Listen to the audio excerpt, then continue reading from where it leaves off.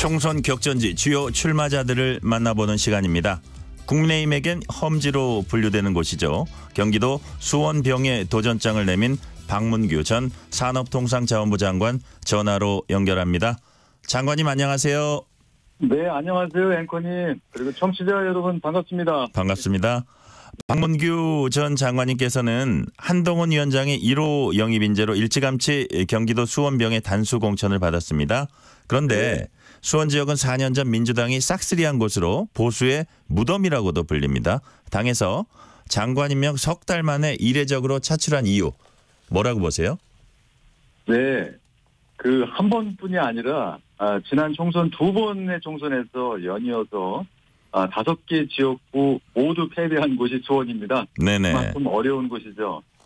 그러나 수원은 역대로 보면 그 보수의 자존심이라고도 할 수 있을 만큼 그런 그 보수를 지지하시는 분도 많은 그런 지역입니다.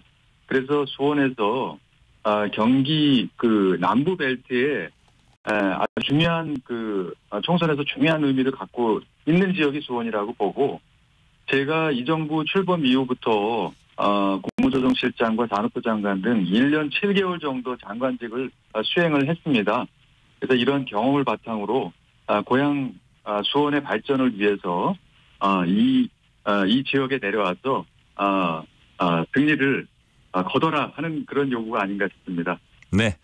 수원병에 가셔서 주민들 만나봤더니 지역구 분위기 어떤지 알려주시고요. 네. 수원병의 그 핵심 현안이 뭔가요? 네. 우선 그 지난 8년간 우리 수원 중에서도 그 원도심에 해당되는 이제 8달 지역은 그 신도시에 해당되는 동부 지역에 비해서 너무 그 발전이 지체되고 격차가 너무 벌어졌습니다. 네. 그래서 지난 8년간 아무런 변화가 없다. 그래서 그런 주민들께서 이제는 좀 바꿔야 된다. 그런 말씀을 많이 해주고 계십니다. 그렇게 이런 그 동쪽 수원과의 이런 발전 격차, 같은 수원 내에서도, 그리고 또 수원이 전통적으로 삼성전자의 본사가 있는 곳이었기 때문에 삼성전자 본사와 수많은 협력사가 있었는데 그동안 다 떠났습니다. 많은 기업들이. 그러다 보니까 수원시 재정도 상대적으로 반토막이, 재정 자립도도 반토막이 나서 45%에 그쳐서 네. 재정이 부족하니까 다양한 그 복지, 편의 또 이런 시설들을 투자하는데 또 한계가 있어서 이러한 점을 많은 기업들 또 좋은 일자리가 만들어지고 또 재정을 튼튼하게 하고 하는 이러한 다양한 현안이 있는 곳이기도 합니다. 네. 맞수는 친명계 현역 김영진 의원입니다. 김 의원에 대해서 평가 짧게 한마디 해주시죠. 네. 김영진 의원은 민주당 이재명 당대표의 정무조정실장을 맡은 분이시죠. 네. 당내에서 핵심적인 역할을 하고 계신 분이기 때문에 또 당의 전폭적인 지원을 받고 계신 쉽지 않은 상대라고 생각을 합니다. 네. 그러나 말씀드린 대로 이렇게 변화에 대한 욕구, 주민들의 그런 요구가 있기 때문에 그 점을 좀 적극적으로 저희가 설득을 하고 있습니다. 네. 뭐 연관되는 얘기입니다만 장관님의 경쟁력, 차별화 전략은 무엇입니까? 네, 아무래도 제가 예산을 다루는 기획재정부뿐만 아니라 복지부, 또 수출입은행장, 일단은 금융도 이렇게 또 산업부 장관으로서의 산업정책, 다양한 분야를 이렇게 담당을 해왔기 때문에 또 역대 많은 정부에서 그런 일을 계속 해왔기 때문에 그러한 그 전문성과 이런 그 일을 추진해 나갈 수 있는 그런 능력, 인물론 이런 것들이 상대적으로 좀 우위에 있지 않나 그렇게 생각하고 있습니다. 기재부 계실 때도 예산통이셨잖아요. 그런 부분이 좀 도움이 될 수 있다고 보세요? 아무래도 그런 새로운 사업들을 추진함에 있어서 재원이 가장 중요한 거 아니겠습니까? 그래서 그런 재원을 조달하고 돈을 조달하기 위해서는 사업성 있는 사업을 기획을 해야 되는데 그런 일을 제가 오랫동안 해왔기 때문에 아무래도 강점이 있지 않나 이렇게 생각을 합니다. 네. 한동훈 위원장이 주로 험지를 찾아서 힘을 싣고 있습니다. 그중에서도 수원 지역에 특별히 공을 들이면서 지난주에 아마 제 기억이 맞다면 수원 유세에 나섰습니다. 네. 그 당시 분위기 어땠는지, 또 한 위원장의 유세 지원 어느 정도 효과가 있다고 보세요? 3월 7일이었죠. 네, 한 위원장께서 오셔서 큰 힘을 실어주셨습니다. 아마 그 어마어마한 인파가 몰려서 많은 시민들이 역대 총선에서 이렇게 참석하신 그 인파 중에서는 가장 많은 인파가 남문 그 주변의 전통시장에 모이지 않았나 그렇게 말씀을 해주시는 분들이 많습니다. 장관님도 좀 놀라셨어요? 인파를 보고? 저희도 깜짝 놀랐습니다. 이 정도일 줄은 몰랐고 네. 모든 그 많은 분들이 이제는 좀 변화해야 된다. 수원을 좀 바꿔달라. 그런 말씀들을 많이 해줘서 정말로 많은 에너지를 받는 그런 날이었습니다. 네. 수원 지역 선거가 민주당 심판론 대 정권 심판론 구도로 이제 갈 수도 있고요. 또 누가 더 유능한 지역 현안 해결사인지 가려내는 지역 일꾼론 개념으로 갈 수도 있습니다. 이제 다니시면서 유권자들 많이 만나 보셨을 텐데 유권자들은 무엇을 가장 절실하게 원하고 있습니까? 네, 말씀드린 대로 수원을 좀 이렇게 더 발전시켜 달라. 그런데 시키는데 이렇게 발전의 격차, 원도심이 사실 수원뿐만 아니라 전국의 모든 그 도시의 그 원도심 부분이 너무나 낙후돼서 상대적으로 신도시로 대부분 많은 이동이 있기 때문에 이런 공동화 현상이 공통적으로 있습니다. 그래서 이 원도심 부활 프로젝트 이런 것들을 통해서 이렇게 해달라. 그런 주민들의 요구가 가장 크고 또 전체적으로 우리나라 정치에서도 이렇게 너무 갈등 위주의 그런 정치가 아니라 문제를 해결하는 솔루션을 내는 그런 정치를 해달라. 그런 요구들을 많이 하고 계십니다. 네. KBS가 총선을 한 달 앞두고 격전지 여론조사를 실시했습니다. 그중에 이제 수원 병도 조사를 했는데요. 김영진 41%, 박문규 34%로 오차 범위 이내였습니다. 결과는 어떻게 보세요? 네, 아무래도 이제 제가 그 정부 안에서만 있고 지역에 나와서 활동한 지가 얼마 되지 않았기 때문에 많은 분들이 아직도 저를 아시는 분들이 상대적으로 적고 상대 후보는 8년간의 보좌관 생활 또 8년간의 현역 의원 생활을 해가지고 16년간 지역을 갈고 닦은 분입니다. 그래서 아무래도 처음에 격차가 많이 있었는데 지금은 상당히 오차 범위 내로 격차가 더 좁혀졌다고 보고 이런 상승세가 있기 때문에 그런 상승세를 몰아서 4월 10일까지 반드시 승리를 하도록 그렇게 하겠습니다. 지금 상승세라고 보시는 거죠? 지금 네, 흐름이라면 국민의힘이 수원을 탈환할 수원이 아마 5개인 것 같은데 지역구가. 네, 그렇습니다. 탈환이라면 3개 이상이 될 거예요. 가능성 50% 이상이라고 보십니까? 네, 제가 다른 지역구를 평가하기는 좀 그렇습니다만은 8달에서는 분명히 변화의 욕구가 있고 이러한 여기서 그러한 변화의 결과를 만들어낸다면 다른 지역에도 긍정적인 영향을 미치리라 그렇게 확신하고 있습니다. 네. 경기도가 지난번에 특히 이제 국민의힘 참패했었는데 이제 분위기가 좀 다르다 그런 말씀으로 이해를 하겠습니다. 네. 한동훈 위원장이 어제 경기도 고양을 방문해서 서울 편입을 희망하는 측과 경기 분도를 희망하는 측의 요구를 동시에 충족시킨다는 이른바 원샷법을 재차 강조했습니다. 현실성이 있다고 보세요? 네, 가장 중요한 것은 주민들이 무엇을 원하는가, 시민들이 무엇을 원하는가 하는 데 있다고 생각합니다. 주민들의 의견을 잘 수렴을 해서 결과가 나는 것이 가장 바람직하다고 생각합니다. 네네. 국민의힘에서는 다음 주쯤 선대위가 출범할 것으로 예상이 되고 있습니다. 한동훈 위원장 원톱으로 갈지 아니면 공동 선대위원장을 할지 이제 최종 결정되지 않았는데 어떤 게 더 좋다고 보세요?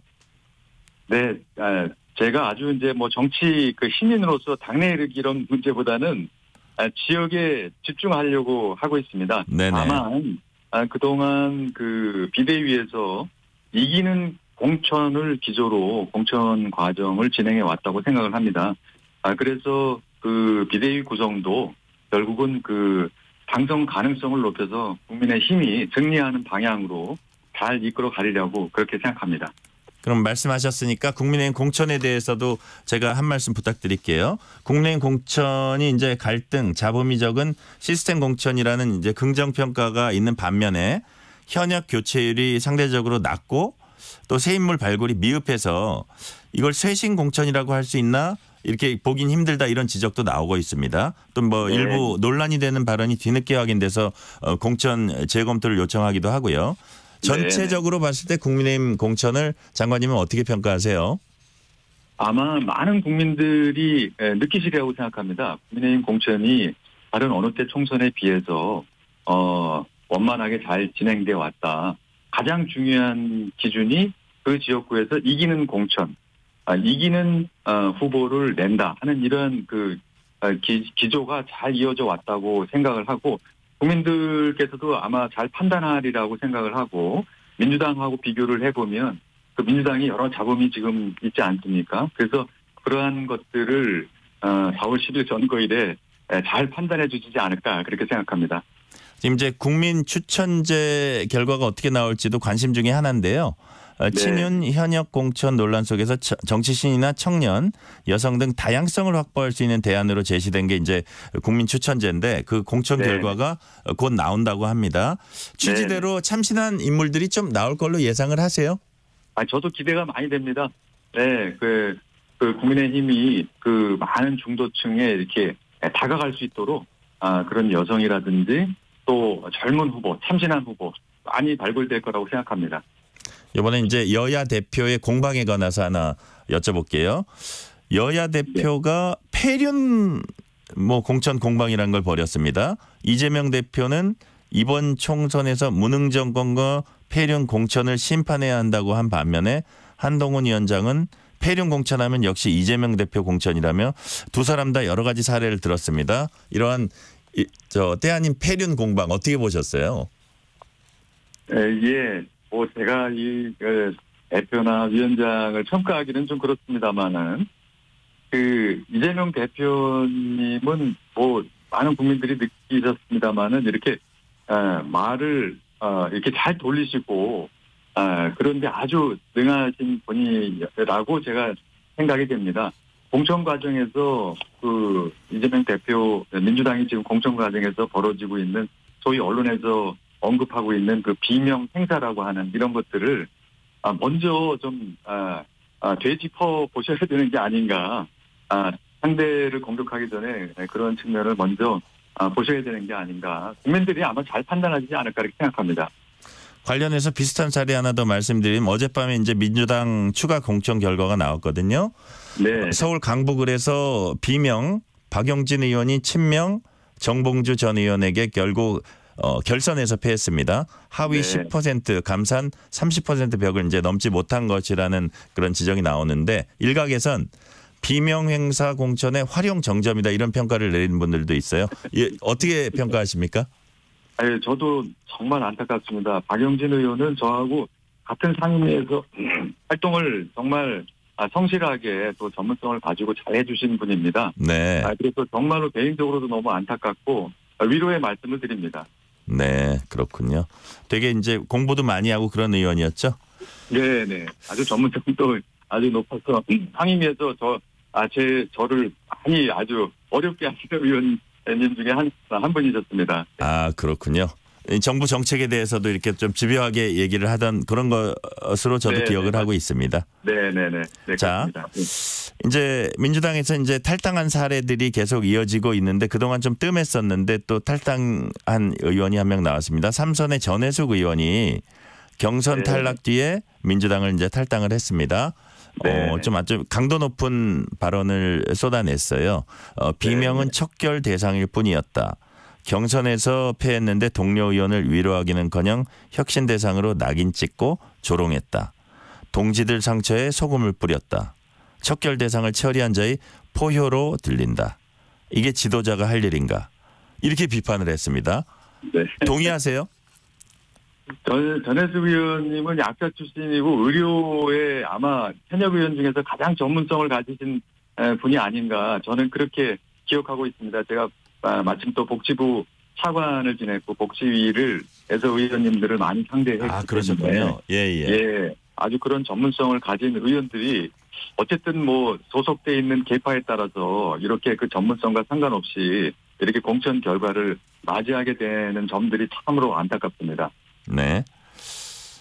이재명 네. 대표는 그 총선을 30일 앞두고 가진 기자회견에서 어느 정도 의석을 확보할 수 있냐 이런 부분에 대해서 욕심을 좀 내면 151석, 그러니까 과반이죠. 확보하고 싶다고 말을 했습니다.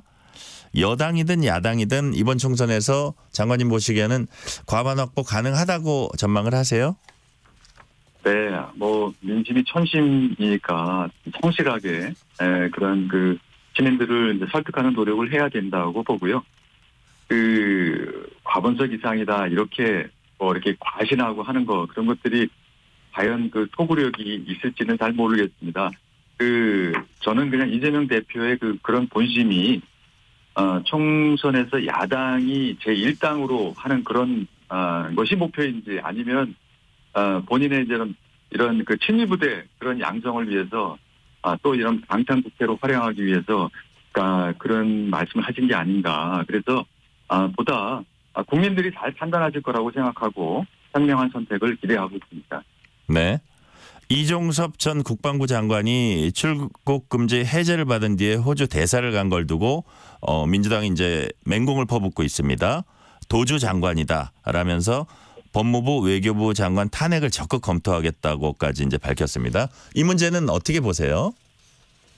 네, 뭐 인사 문제를 제가 평가하기보다는 호주가 사실은 최근에 이제 우리나라의 중요한 방산 파트너가 돼서 그 아마 대사 자리를 오래 비워놓기가 어려운 것으로 알고 있고 그래서 그 임명의 속도를 낸 것으로 그렇게 이해를 하고 있고 본인도 사전에 또 조사를 한번 받았고 앞으로 또 소환 일정이 있으면은 참여하겠다라는 그 약속을 했기 때문에 우선은 좀 지켜봐야 되지 않을까 이렇게 생각합니다. 그러니까 방산 파트너로서 전 국방부 장관이 적임자라고 이렇게 판단했는데 네. 자리를 비워놓기는 좀 쉽지 않은 네. 상황이었다 이렇게 보시는 건가요? 네, 그렇습니다. 예. 네. 제3지대에서 조국 혁신당이 존재감을 드러내고 있습니다. 예상보다 지지세가 높은데요. 그 이유가 뭐라고 보세요? 네, 한때 조국 사태로 온 나라가 들썩인 적이 있었죠. 네네. 네. 그래서 이번에 다시 이렇게 국회 진출하시려고 하는 그런 의도가, 이런 그 방탄국회 이런 걸로 활용되지 않았으면 그런 하는 생각이 기본적으로 들고, 저희 국민의힘 같은 경우에는 공천 신청 때부터 불체포 특권 포기 서약서를 제출하고, 공천 신청을 한 바가 있습니다. 그래서 저는 22대 국회에서도 국회가 갖고 있는 여러 가지 그 국회의원에 대한 특권 이런 것들이 과감히 폐지되거나 축소돼야 된다고 생각합니다. 네. 관련해서 민주당이 그 이전에는 조국 신당을 창당한다고 했을 때 좀 상당히 거리감을 뒀었거든요. 근데 뭐 네. 지지율 때문인지 뭔지 모르겠지만 여하튼 최근에는 민주당이 조국 혁신당과 연대할 움직임을 보이고 있습니다. 같이 이렇게 연대했을 때 야권이 시너지 효과를 낼까요? 이걸 이제 국민의힘이 좀 걱정해야 될 상황일까요? 네, 국민들이 잘 판단을 해주실 거라고 보고 개혁신당과 마찬가지로 조국 신당도 혁신당도 초기에 그런 관심을 끌 수는 있지만은 결국에 선거 단계에 더 다가가면 결국은 우리 양당 체제 이 구조에 흡수되는 그런 사례가 많이 있어 왔습니다. 그래서 그렇게 큰 영향을 미친다기보다는 결국은 국민들이 그러한 여태까지 있어 왔던 이런 양당 체제의 그런 기저가 유지되지 않을까 이렇게 생각이 됩니다. 마지막 질문 드릴게요. 이번 총선 승부는 바로 이런 지점에서 갈린다. 플러스 이번 총선에 임하는 각오 짤막하게 하나 정리해 주시죠. 네, 이번 총선은 수도권 경기도의 도청 소재지인 수부도시인 수원 경기 남부 벨트의 깃발을 꽂는 여부에 달려 있다. 저는 그렇게 생각하고 지역구 시민 여러분들께 제가 그동안 40여 년간 다양한 공직 분야에서 경험해온 그런 전문성을 바탕으로 수원을 완전히 새롭게 그리고 완전히 혁신적인 그런 수원으로 살바꿈 해보겠다는 말씀을 드리고 적극적인 지원을 부탁드리겠습니다. 감사합니다. 네, 오늘은 여기까지 듣겠습니다. 지금까지 박문규 전 산업통상자원부 장관이었습니다. 장관님 감사합니다. 네, 감사합니다.